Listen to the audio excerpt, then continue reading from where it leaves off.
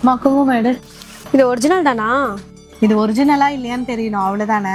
வா இப்போ உடனே டெஸ்ட் பண்ணி பார்த்துடலாம். இந்த மாதிரி முதல்ல ஒரு பிளெயினான ஒரு வெள்ளை பேப்பரை வந்து நம்ம எடுத்துக்கணும்.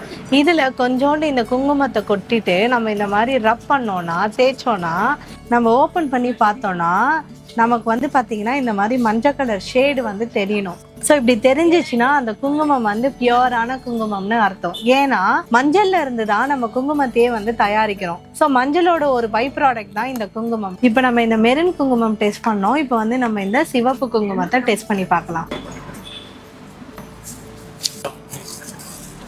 ஸோ பாருங்க, இந்த எல்லோ ஷேட் வந்து தெரியுது. அப்போ இதுவும் வந்து பார்த்தீங்கன்னா பியூரான ஆத்தென்டிக்கான குங்குமம் தான். நம்ம ராஜா ஆன்மீகத்தில் பொறுத்த வரைக்கும் எல்லாமே நம்ம கிட்ட ஒரிஜினலாக தான் கிடைக்கும்.